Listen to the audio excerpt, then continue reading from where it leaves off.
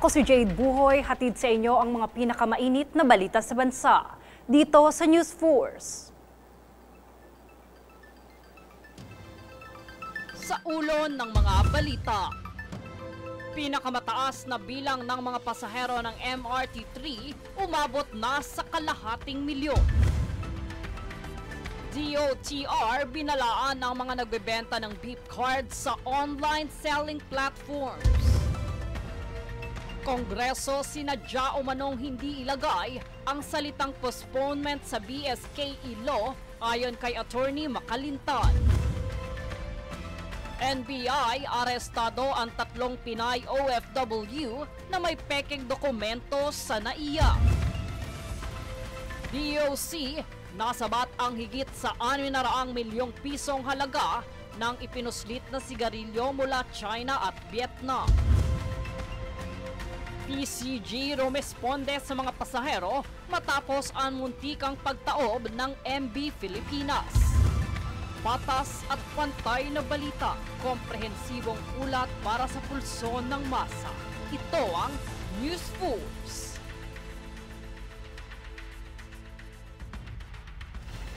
Para sa unang balita, pinangalanan na ang mga bagong halal na opisyal ng Commission on Appointments para sa 20th Congress, kasabay ng pagbubukas ng unang plenary session nito kahapon. Hinalal bilang chairperson ng komite si Senate President Francis Escudero, habang ang vice chairperson naman ay si Pangasinan 5th District Representative Ramon Gico Jr. Nahalal naman bilang majority floor leader si Camiguin Lone District Representative Hurdin Jesus Romualdo at assistant majority floor leader na sina Senator Joel Villanueva at Taco Bicol Party List Representative Alfredo Garbin Jr. Habang minority floor leader naman, sina Senator Risa Hontiveros, Assistant Minority Floor Leader sina LPGMA Party List Representative Alan T. at Isabela 1st District Representative Antonio Albano. Ang CA ang komisyong dinadaanan ng bawat appointed officials bago sila makumpirmang manilbihan sa posisyon. Sa ibang balita, sumaklolo naman ang Bureau of Immigration o BI sa 24 na Pinoy mula Cambodia na nakalapag na sa Ninoy Aquino International Airport o NAIA. Ang mga biktima ay 9 na lalaki at 14 na babae kung saan na-recruit sila sa social media at pinagtrabaho sa Cambodia bilang love scammers at ang iba'y pinagbibili na parang modern slaves sa mga Europeans. Ayon pa sa ahensya, nananawagan sila sa mga nagtatangkang mag-abroad gamit ang mabilisang deployment na wag nang ituloy ito. Anila, patuloy din ang pagpapaigting para sa kaligtasan ng bawat Pilipinong nagnanais magtrabaho sa labas ng bansa. Pinapaigting naman ng Department of Transportation o DOTR ang pagsugpo sa hindi otorisadong pagbebenta ng beep cards sa mga online selling platform. Ayon pa kay DOTR Secretary Vince Dizon, nakikipagtulungan na ang mga ahensya sa online selling platforms na maialis ang mga online seller ng beep cards at maaari ring kasuhan ang mga ito sa oras na konsintihin ang mga iligal na gawain. Paglilinaw ni Dizon, walang inilabas ang pamunuan ng beep card ng anumang charms, accessories at iba pang huwad na produkto. Samantala, siniguro naman ng kalihim na wala ng shortage ng mga beep cards sa MRT3, LRT1 at 2.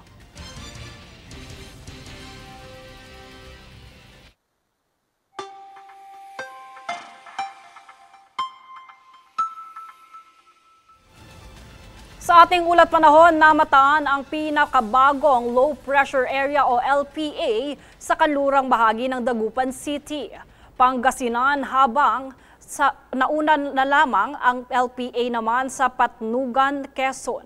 Inaasahan ang maulap na panahon na may kasamang kalat-kalat na pag-ulan at thunderstorm sa Metro Manila, Ilocos Region, Cagayan Valley, Cordillera Administrative Region, Central Luzon at Calabarzon, bunsod ng LPA.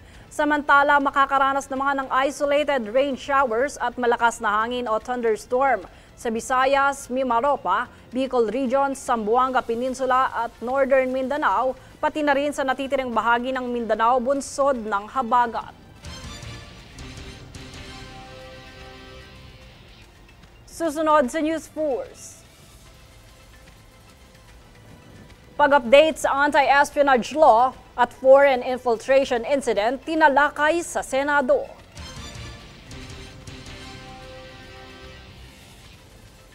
DSWD nananawagan sa mga SWDAs na hindi pa rehistrado.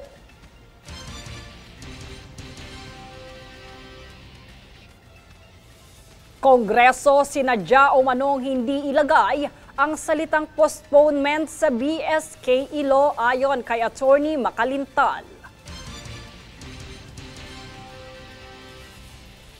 Manatiling nakatutok para sa higit pang mga balita sa pagbabalik ng News Force.